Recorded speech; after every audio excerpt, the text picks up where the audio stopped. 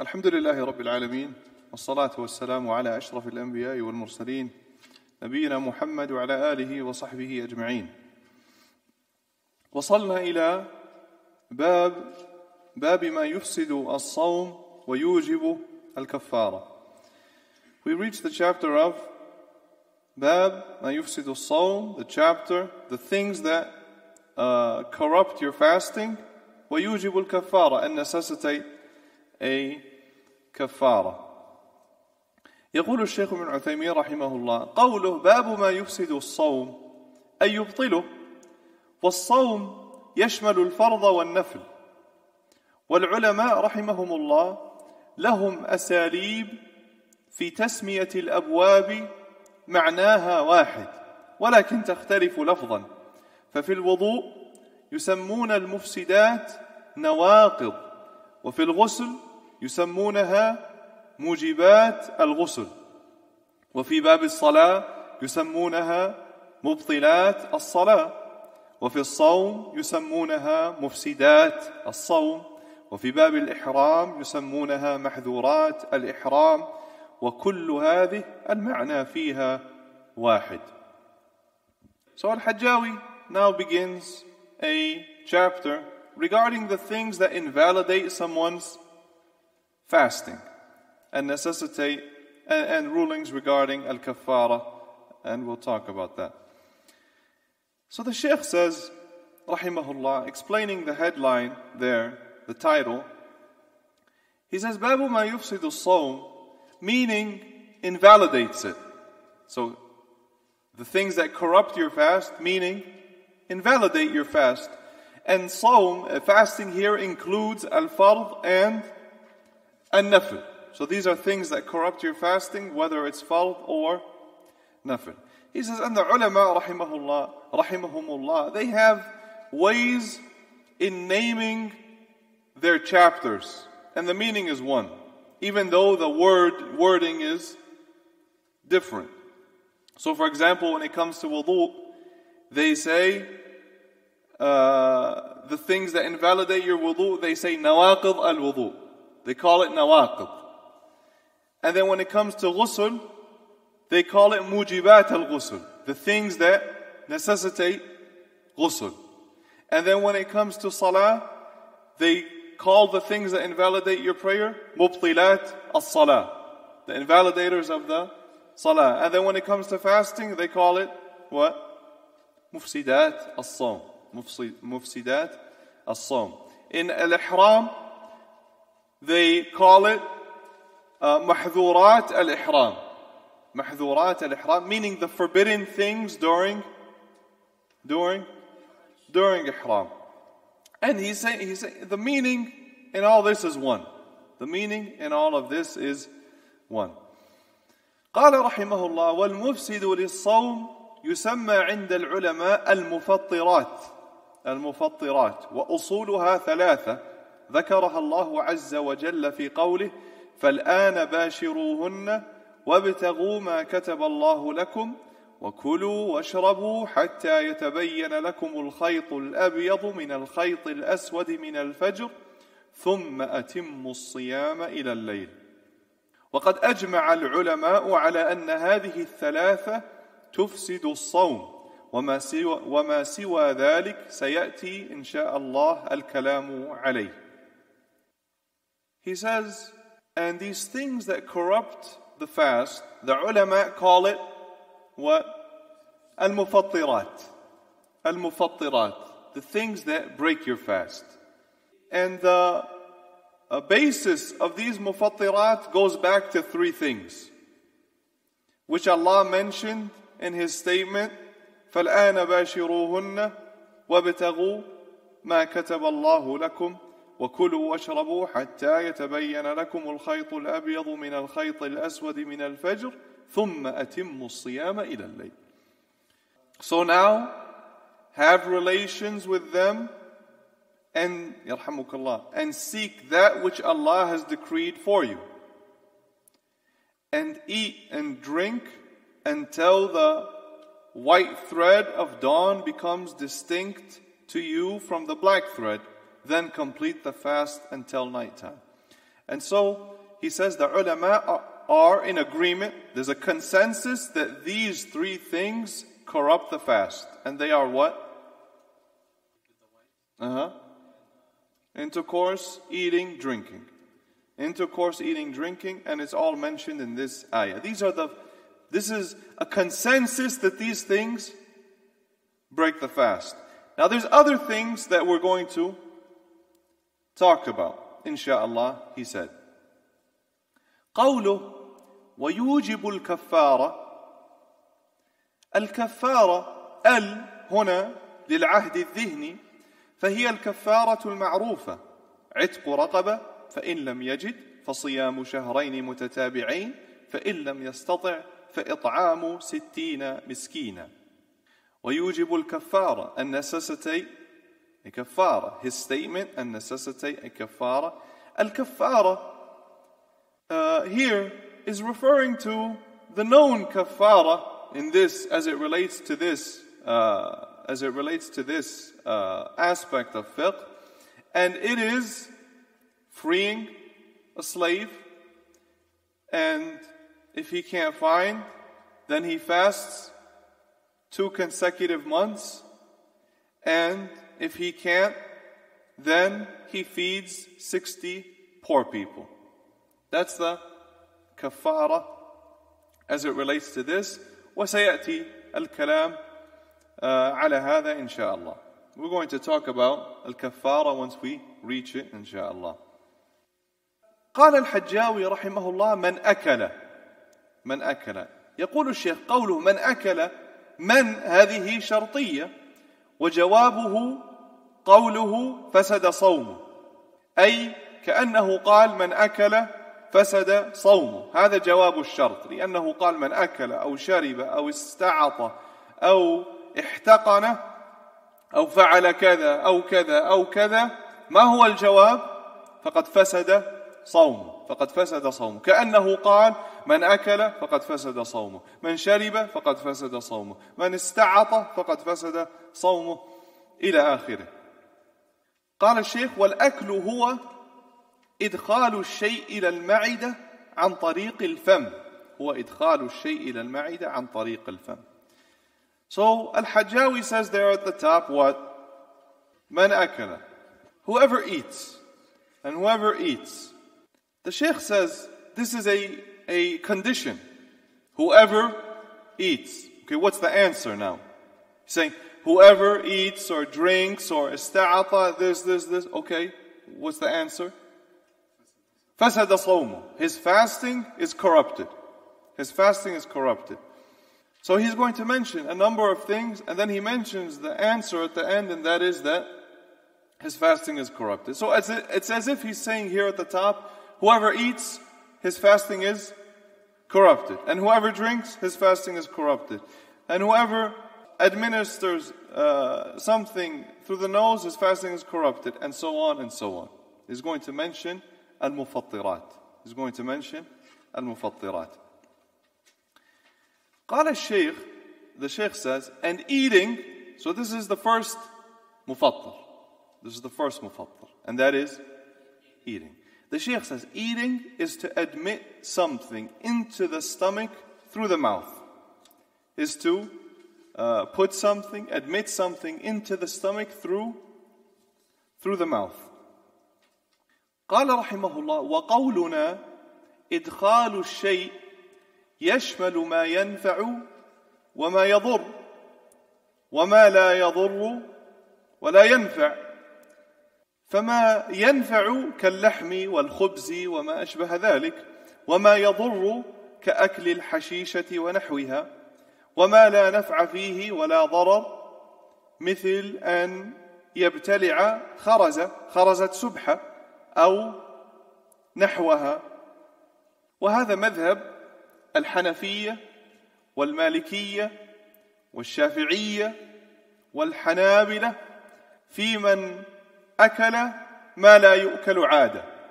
مذهب حنفية مالكية شافعية حنابلة، المذاهب الأربعة، على أن من أكل ما لا يؤكل عادة فقد فسد صومه. فقد فسد صومه. أما ما يؤكل عادة فهذا يفسد صومه بالإجماع. فمن أكل ما لا يؤكل عادة فقد فسد صومه باتفاق المذاهب الفقهية الأربعة. وبعض الناس عندهم عادة سيئة، وهي أنهم يأكلون أظفارهم والجلد الذي يكون حول الظفر.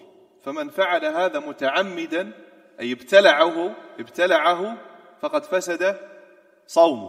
فسد صومه وإن لم يكن فيه نفع للجسم. قال: ووجه العموم إطلاق الآية كلوا واشربوا، وهذا يسمى أكلا. He says our statement at putting some or inserting something, meaning into the stomach through the mouth, that includes that which is beneficial and that which is harmful, and that which is neither beneficial nor harmful. So something beneficial would be like eating meat, bread, and the like of. And that which is harmful is like eating al-hashisha and the like of. That which is harmful. Hashisha is a type of narcotic drug. It has a harmful effect. And so that's whether it's beneficial, whether it's harmful, or whether it has no benefit or no harm. He says, as for something which has no benefit or no harm, for example, he eats like a bead, and similar things. And this regarding eating that which usually isn't eaten, something which isn't usually eaten, that it breaks the fast, is the madhab of, what did we say? All four madhab. Hanafiya, Malikiyya, Shafi'iyya, Hanabila. They say that whatever isn't normally eaten, if someone eats it, then his fasting is corrupted. His fasting is corrupted. And some people, they have a bad habit, right? They bite their nails and they eat the skin around their nails. So if someone does that while they're fasting and they swallow it on purpose, their fasting is corrupted. So it's regardless of whether it's beneficial or harmful or it has no nutritional benefit. If you eat it, then you have broken your fast. وقال بعض أهل العلم إن ما لا يغذي لا فطر بأكله، وبناء على هذا فإن بلع الخرزة أو الحصاة أو ما أشبههما لا يفطر، والصحيح أنه عام، وأن كل ما ابتلعه الإنسان من نافع أو ضار أو ما لا نفع فيه ولا ضرر فإنه مفطر لإطلاق الآية. He says, and some of the people of knowledge said that if it doesn't provide a nutritional benefit, then it doesn't break your fast. Okay? And he says, and so according to that, if someone ate a bead or a small pebble or something similar, then his fast isn't broken. Why not? Because it has no nutritional benefit. And this is a minority of the people of knowledge who said that. So if someone's fasting and they rip off some paper and they eat it, then the fast isn't broken. He says, however, the correct position is that it is general, and that whatever a person swallows, whether it's beneficial or harmful or has no benefit or no harm, then it breaks the fast due to the generality of the ayah.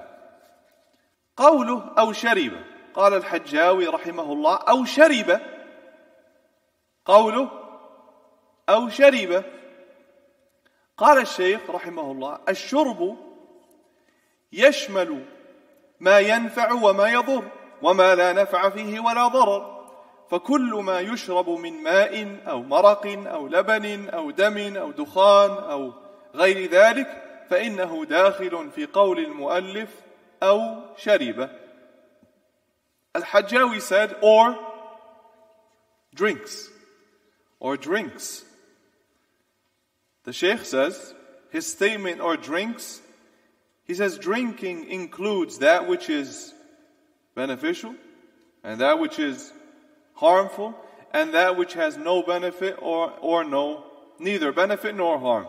And so whatever is drunk, whether it be water or soup or milk or blood or smoking or anything other than that, then it is included in the statement of the author, أو شرب, or drinks. And so what is the answer? أو شرب, what's the answer? فسد صوم. His fasting is corrupted. قال الشيخ ويلحق بالأكل والشرب ما كان بمعناهما بمعنى الأكل والشرب كالإبر المغذية التي تغني عن الأكل والشرب. The Shaykh says, and also whatever has the meaning of eating and drinking falls under this ruling. Falls under this ruling. Whatever has the meaning, contains the meaning of eating and drinking, even though you may not be actively eating or drinking. He says such as nutritional injections. Injections which provide you a nutritional benefit. And they are a substitute for eating and drinking. So whatever is a substitute for eating and drinking is also included. It falls under the category of eating and drinking. ثم ذكر الحجاوي رحمه الله الاستعاض ولم يذكر الجماع مع أنه من أصول المفطرات لم يذكره هنا لكثرة الأحكام المتعلقة به. And then he said أو استعط. أو استعط. And notice he didn't talk about al-jima', intercourse. Even though we said the three main things that break your fast are eating, drinking, or intercourse. Why didn't he mention it right away? Because there's a lot of rulings attached to it. So he delayed it till the end due to the numerous rulings that are attached to that way of breaking your fast. And we'll talk about it when we get to it بإذن الله تعالى. فذكر الاستعاض. He said أو استعط. أو استعط.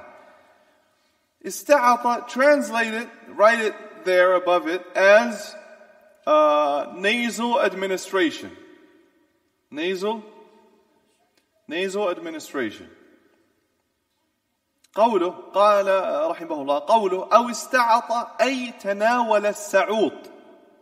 سعوط على وزن رسول.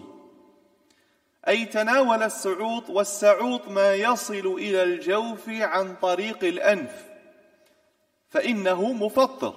السعوط ما يصل إلى الجوف عن طريق الأنف فإنه مفطر لأن الأنف منفذ يصل إلى المعدة يصل إلى الحلق ثم إلى المعدة ولهذا من استعط فإنه يجد طعم الدواء في حلقه. قال لأن الأنف منفذ يصل إلى المعدة ودليل ذلك قول النبي صلى الله عليه وسلم للقيط بن صبرة وبالغ في الاستنشاق إلا أن تكون صائما. He says his statement أو استعطى. What's استعطى? Nasal administration. And that is to take السعوط. استعطى means to take السعوط. السعوط is that which is administered through the nose. It's what's administered through the nose. Medicine, like a liquid or a solution, which is administered through the nose. He says, فَإِنَّهُ مُفَطِّرٌ. It is something which breaks the fast. Why? Because the nose is a means, is a channel to the stomach. Right? The nose is a means to the stomach. It goes to your throat, then it goes to your stomach. That's why some people, when they take medicine through their nose, they taste it in their throat. He says, and the evidence for this is the statement of the Prophet sallallahu alaihi wasallam to Laqit ibn Sabira and wabaligh, meaning emphasize, exaggerate al-istinshaq. What is istinshaq? Is when you pull the water through your nose. He's saying exaggerate al-istinshaq unless you are fasting. Exaggerate istinshaq unless you are fasting. What does it mean to exaggerate it then? Na'am, you emphasize it when you do it, and you try to take it into the highest part of your nose. And some people, they put like that, and they say that's istinshaq. They call that istinshaq. That's not. You have to sniff it in. And emphasizing it is encouraged. It's better. It's better. He says to Laqit ibn Sabr, unless you're fasting. Unless you're fasting, then don't exaggerate it. Don't emphasize it.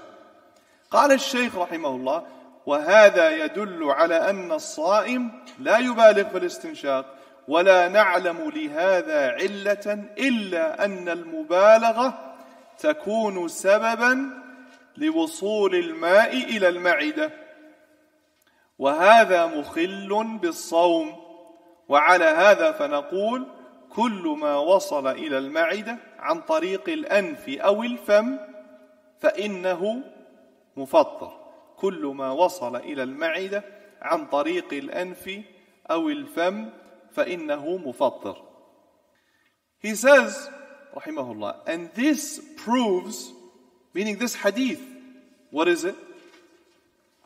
Exaggerate al-istinshaq unless you are fasting. He says this proves that the fasting person shouldn't exaggerate al-istinshaq. Well, why shouldn't you exaggerate it? No, not it is. It may. It may. He says, and we don't know any reason for this except that exaggerating it may be a cause for the water to reach the stomach. Because if you exaggerate it, it reaches the highest part of your nose and goes down to your throat and may go down to your stomach. He says, and this, violates fasting. And so he says, and so according to this, we say, whatever reaches the stomach by way of the nose or mouth, then it breaks the fast.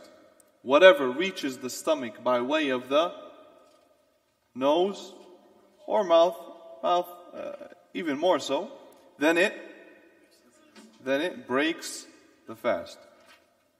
ويقال كذلك ما وصل من السعوط إلى الحلق فإنه مفطر.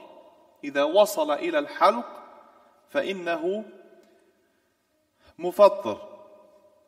ولا سيما أن ما وصل إلى الحلق منه فإنه يصل إلى أقصى الحلق ولا تكاد تستطيع أن ترده فينفذ إلى المعدة. فإذا وصل السعوط إلى الحلق فسد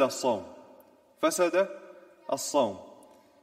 ولهذا قال الشيخ رحمه الله في بعض الفتاوى له، قال قطرة الأنف إذا وصلت إلى المعدة أو إلى الحلق فإنها تفطر.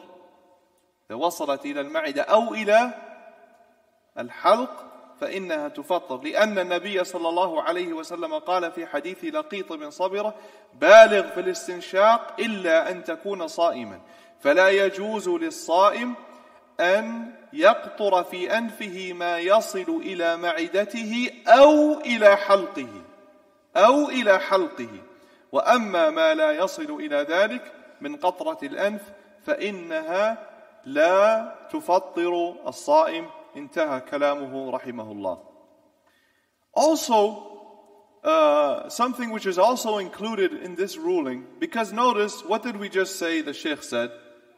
Whatever reaches the stomach through the nose or mouth. So if it reaches the stomach through the nose, it breaks the fast. Also, it breaks the fast if it reaches the throat. So if you take something through your nose and you find the taste in your throat, then the fast is broken. The fast is broken. Especially because that when you take something through the nose and it gets to the throat, it gets all the way to the back of the throat. And it's very difficult to repel it. It's not like something in your mouth that you can control, right? When you take it from the nose, it goes all the way to the back of if it does go down to the throat, it goes to the back of the throat and goes down to the stomach. And so, if you take a sa'ud, a liquid solution, and similarly nose drops through the nose, and it reaches your throat, you taste it in your throat, then the fast is broken. The Shaykh rahimahullah said in a fatwa lahu, and it's not here, this is from a different source. He says nose drops, if it reaches the stomach or the throat. Notice here, there's an extra, he didn't mention that here in the text we have. This is something additional. So it's important. He says nose drops, if it reaches the stomach or the throat, then it breaks the fast. Because the Prophet ﷺ said in the hadith to Laqit ibn Sabira, and exaggerate al-istinshaq unless you are fasting. He said, and so it is not permissible for a fasting person to put drops in his nose which will reach his stomach or throat. If you know it will reach the stomach or throat, you can't put it in your nose. He says, and if it doesn't reach that, the nose drops, then it doesn't break one's fast. See? Then that's an important addition to what we have here. And that is what? What is the addition? If it reaches the throat through the nose. If it reaches the throat through the nose. قال الحجاوي رحمه الله أو احتقن. Al-Hajjawi said, what? أو احتقن. احتقن, put above it as a translation, rectal administration. Rectal administration. Through the rectum, through your behind. قال رحمه الله قوله أو احتقن. الاحتقان هو إدخال الأدوية عن طريق الدبر وهو معروف. والاحتقان قد يكون بمائع فيخلط بالماء أو بغيرها من السوائل المحاليل ويسمى في الطب أنمة وقد يكون بجامد وهو الذي يسميه الناس التحاميل.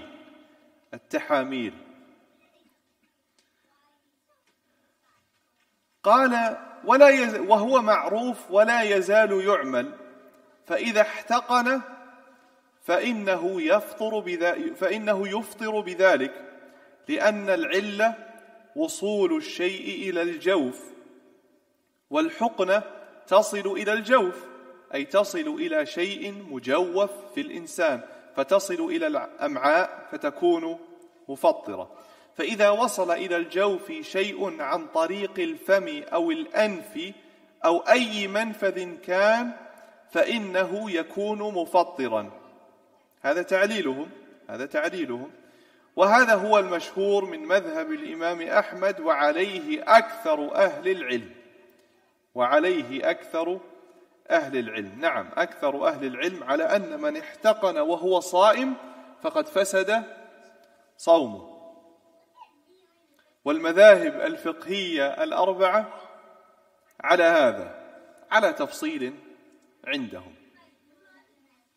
He said, or احتقن.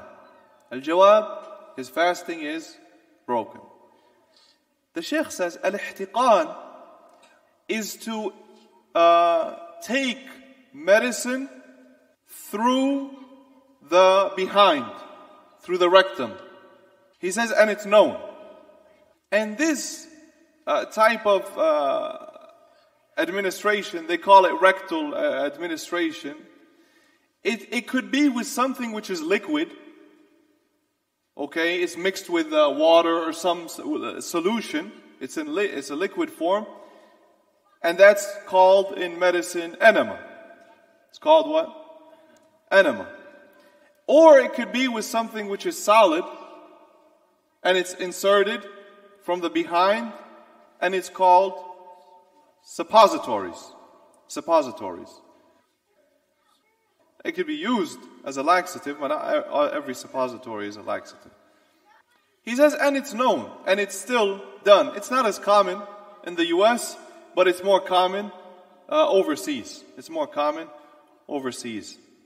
And especially if someone isn't able to take something through the mouth, because, like, for example, if someone keeps throwing up medicine, vomiting, or they can't digest it, then it's inserted rectally so the body can benefit from it. Nasallallahu al-afiyah. So he says, and so if he administers something rectally, then he breaks his fast. And the reasoning is that something has went inside him. It has reached a body cavity. Okay?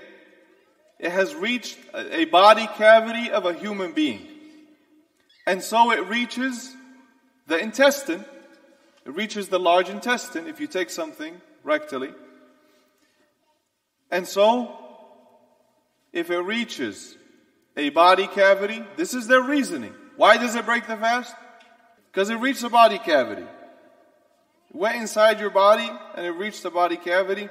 So he says, and so if something reaches a body cavity, whether it's by the mouth or by the nose or from any means, then it breaks the fast. It is something which breaks the fast. And this is what is known from the madhab of Imam Ahmad. And most of the people of knowledge are upon this. Upon what? No, that anything which is administered rectally breaks the fast. Now, most of the people of knowledge upon this, and the four madhahib have this opinion.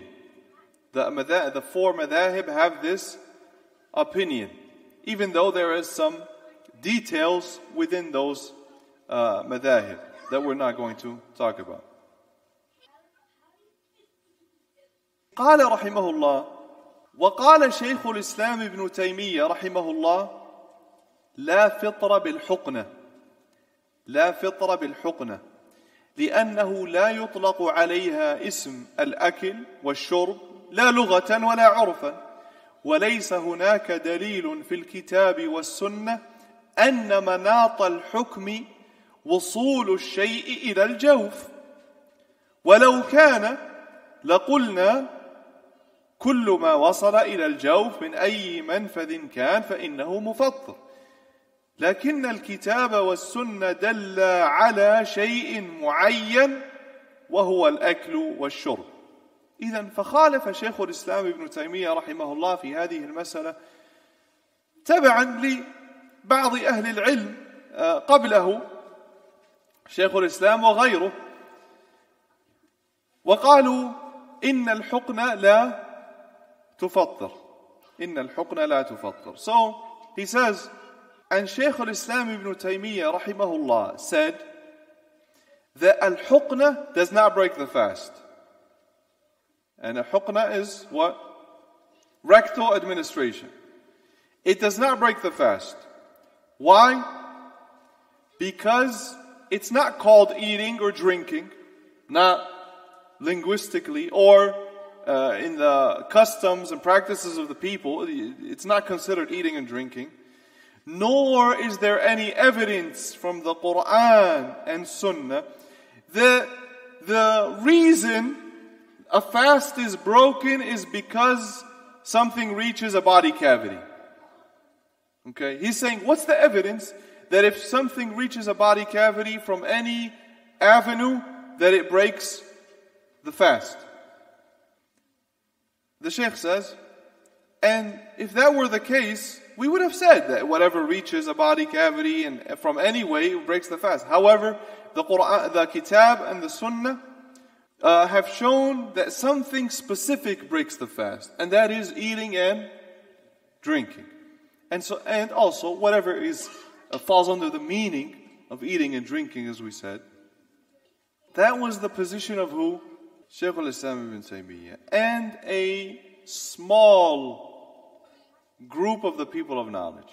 A small group of the people of knowledge before him have taken this position. And that is what? Something which is administered rectally does not break the fast.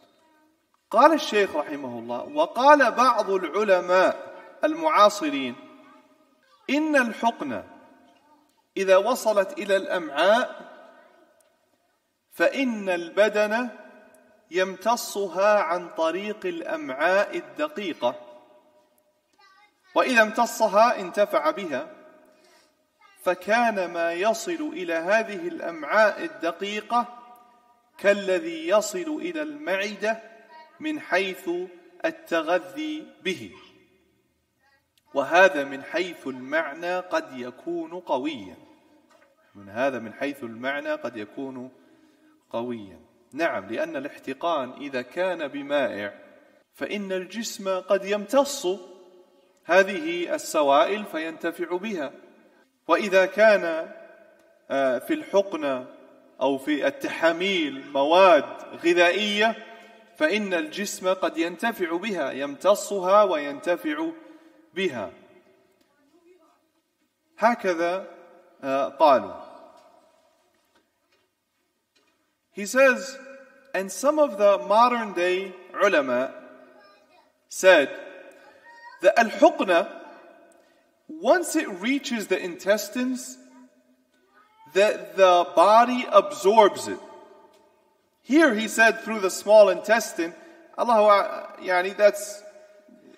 a'lam if that's medically accurate, whether it's through the small intestine or some other means. Regardless, they said the body absorbs it. Okay? And it absorbs it, and so it benefits from it. And so that which reaches the body through that means is like something which the body finds nourishment through the stomach. Meaning just like you can find nourishment through the stomach, you can also get nourishment if something is administered rectally. That was their argument. The ones who say what? That it breaks the fast or doesn't break the fast? That it breaks the fast, of course. That it breaks the fast. And he said, and this, when you look at the reasoning, this could be a strong reasoning. Because it could be providing nutrition to the body. If it's liquid, and his body absorbing it, then the body could benefit from it. Or if it's something which is a solid, and it has nutrients in it, and that actually does exist, suppositories which are administered rectally and provide nutrients for the body, he's saying that that could be a strong argument. مفهوم؟ قال رحمه الله ولكن قد يقول قائل إن العلة في تفطير الصائم بالأكل والشرب ليست مجرد التغذية وإنما هي التغذية مع التلذذ بالأكل والشرب فتكون العلة مركبة من جزئين أي جوابا على من قال إن هذه الحقن قد تغذي قال فتكون العلة مركبة من جزئين أحدهما الأكل والشرب والثاني التلذذ بالأكل والشرب لأن التلذذ بالأكل والشرب مما تطلبه النفوس والدليل على هذا أن المريض إذا غذي بالإبر لمدة يومين أو ثلاثة تجده في أشد ما يكون شوقا إلى الطعام والشراب مع أنه متغذٍ. وهذه المسألة التي أشار إليها الشيخ مسألة مشكلة صعبة، وهي ما هي علة تفطير الصائم بالأكل والشرب؟ ما هي علة تفطير الصائم بالأكل والشرب؟ لأنه لا يمكن أن نقيس إلا إذا أثبتنا العلة، لا يمكن أن نقيس إلا إذا أثبتنا العلة. فما هي العلة؟ بعضهم قال العلة وصول الشيء إلى الجوف، فكل ما وصل إلى الجوف فإنه مفطر. فعلى هذا الإبر وإن كانت غير مغذية فهي تفطر عندهم، وقد قال بذلك بعض العلماء. لماذا؟ لأنها وصلت إلى جوف، لأنها قد تصل إلى جوف الإنسان. بعضهم قد يقول العلة هي التغذية، مجرد التغذية، فكل ما تغذى به الإنسان فسد به صومه، وعلى هذا فإن الحقن إذا كانت مغذية فإنها تفطر، والإبر إذا كانت مغذية فإنها تفطر، بغض النظر عن التلذذ بهذا النوع من التغذي. وقد يقول قائل كما ذكر الشيخ هنا إن العلة مركبة من الأكل والشرب والتلذذ، فإذا كان الإنسان فالإبر المغذية على هذا لا تفطر، الإبر المغذية لا تفطر، والحقن المغذية لا تفطر. لماذا؟ لأن الإنسان لا يتلذذ بها. وهذا كما قلنا من المسائل الصعبة. Now someone may say, what is the last argument that we mentioned for the ones who say that rectal administration breaks the fast? That it could provide nutrition. The Sheikh says now someone may say, as a rebuttal, that the reason eating and drinking breaks the fast isn't just because it provides nutrition, but it is because it provides nutrition as well as the enjoyment you get out of eating and drinking. So you're preventing yourself from eating and drinking and because it provides nutrition as well as the enjoyment you get out of it. You're restricting yourself from that enjoyment for the sake of Allah. So they said the reasoning is a combination of two things: eating and drinking and an enjoyment. Why? Because enjoying eating and drinking is something that you seek. And the evidence for this is that if a sick person is given an IV or injections for a day or two, and it's a nutrition, and it provides nutrition to his body, he really wants to eat or drink. He's really craving food and drink, even though it's providing nutrition. And so the Shaykh, he's pointing out something which is difficult. It's difficult as it relates to the science of fiqh, and that is, what is the reason that someone breaks their fast? Is it simply because something is providing nutrition to their body? Or is it, as some of them said, that something is reaching the inside of your body?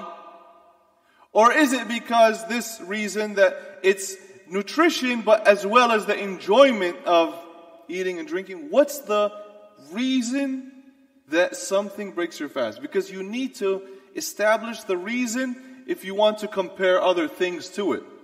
Right? If you want to do a qiyas, you need to establish what the reasoning is first, the illah, then you can say. Because if you say the reasoning is nutrition, then whatever provides nutrition would break your fast.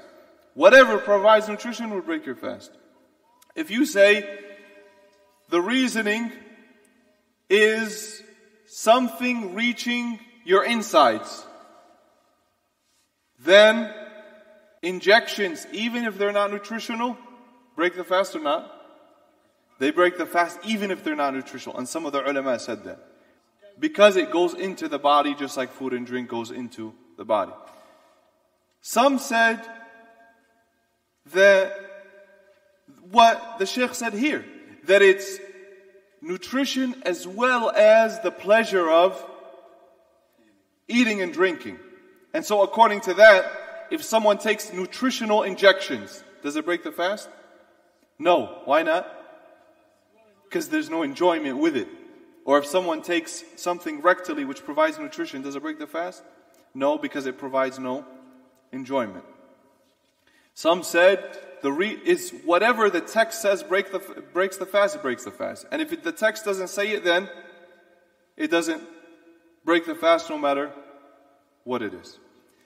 And so, as you can see, the reasoning is, the al-illah is difficult to establish. He says, قال رحمه الله, فإن قيل ينتقض قولكم إن العلة مركبة من جزئين إلى آخره أن السعوط مفطر مع أنه لا يحصل به تلذذ بالأكل والشرب، فالجواب أن الأنف منفذ معتاد لتغذية الجسم فألحق بما كان عن طريق الفم. Someone may say, well, this could be refuted, the issue of getting pleasure from eating and drinking, is that this could be refuted by the fact that as-sa'ud breaks the fast. What is as-sa'ud? Administering through the nose. Nasal administration. Al-isti'ath. So, is that pleasurable? No. Does it break the fast? Yes. So the Sheikh says, you can answer by saying that the nose is a normal avenue, it's a normal channel to providing nutrition to the body, and so that's why it was given the same ruling as the mouth.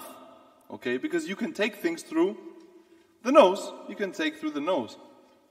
قال رحمه الله وبناء على هذا نقول إن الحقنة لا تفطر مطلقا ولو كان الجسم يتغذى بها عن طريق الأمعاء الدقيقة، فيكون القول الراجح في هذه المسألة قول شيخ الإسلام ابن تيمية مطلقا ولا التفات إلى ما قاله بعض المعاصرين.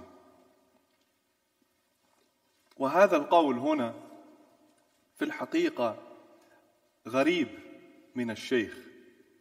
يقول إن الحقنة أي الحقنة الشرجية لا تفطر ولو كان الجسم يتغذى بها، أي ولو كانت مغذية، مع أن الشيخ رحمه الله يرى كما سبق أن الإبر إذا كانت مغذية فإنها تفطر. فما الفرق بين الحقن المغذية والإبر المغذية؟ إذا كانت الإبر المغذية تفطر فيجب أن نلحق بها الحقن المغذية، الحقن الشرجية المغذية. ويوجد أدوية اليوم وحقن تدخل عن طريق الدبر من أجل إيصال عناصر مغذية إلى الجسم، هذا موجود. ثم وجدت فتوى للشيخ رحمه الله، وهذا في مجموع الفتاوى للشيخ المجلد 19، سئل عن الحقن الشرجية ثم ذكر اختلاف العلماء وذكر رأي شيخ الإسلام ابن تيمية، ثم قال والذي أرى أن ينظر إلى رأي الأطباء في ذلك، فإذا قالوا إن هذا كالأكل والشرب وجب إلحاقه به وصار مفطرا، وجب إلحاقه به وصار مفطرا. وإذا قالوا إنه لا يعطي الجسم ما يعطيه الأكل والشرب فإنه لا يكون مفطرا. وهذا القول انتهى كلامه، وهذا القول أقرب إلى الصواب، وهو أن الحقن إذا كانت مغذية فإنها تفطر، وإن لم تكن مغذية فإنها لا تفطر، فتكون العلة التغذية لا وصول الشيء إلى الجوف. قال الشيخ رحمه الله, and so according to this we say that al-huqna does not break the fast at all. Al-huqna does not break the fast at all. Even, the Shaykh is saying, even if the body is nourished through it by way of the intestines. No, al-huqan, rectal administration. He's saying that rectal administration does not break the fast in any case, even if it provides nutrition. He says, and so the correct position in this issue is the opinion of Shaykh al-Islam ibn Taymiyyah in all cases, and we don't look at what some of the modern ulama said. And this opinion from the Shaykh in reality is strange. He's saying that anything which is administered rectally, what? Does not break the fast, even if what? Even if it provides nutrition.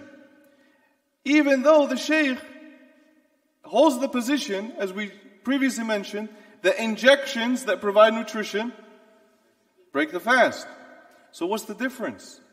What's the difference between the injection which provides nutrition and the rectal administration which provides nutrition? If you're saying one breaks the fast, then the other must break the fast. If one breaks the fast, then the other must break the fast. Because there are types of medicine today which are administered rectally, and it provides nutrition, and they call it nutrient enema, or suppositories which deliver nutrients and vitamins to the blood by way of the rectum. And so, even if it provides nutrition, and then I found a fatwa for the Shaykh rahimahullah where he was asked about this issue, and this is in Majmu' al-Fatawa of the Shaykh, the 19th volume, which is related to fasting. He said he was asked about this issue. About what? About suppositories and this rectal administration. And he mentioned the differing between the ulama, and he mentioned the opinion of Ibn Taymiyyah rahimahullah. Then he said, and the opinion that I hold is that you should look at the opinion of the doctors in this. If they say that it is like eating and drinking, then it's an obligation to give it the same ruling. And that is that what? It breaks the fast. And if they say that it does not give the body what eating and drinking gives it, then it does not break the fast. So it breaks the fast if it provides nutrition, like eating and drinking, and it does not break the fast if it doesn't. End quote by Ibn Uthaymeen. And this opinion is stronger and closer to what is correct. And so the reasoning would be that it breaks the fast if it provides nutrition. The reasoning would be what? The fact that it provides nutrition, not that it reached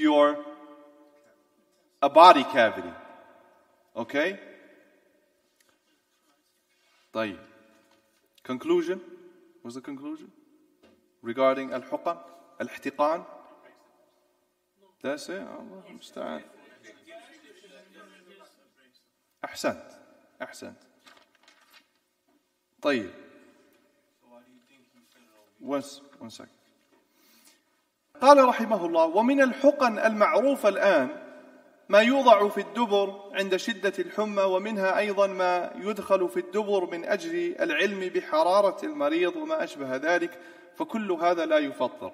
ثم لدينا قاعدة مهمة لطالب العلم، وهي أننا إذا شككنا في الشيء أمفطر هو أم لا، فالأصل عدم الفطر، فلا نجرؤ على أن نفسد عبادة متعبد لله إلا بدليل واضح يكون لنا حجة عند الله عز وجل.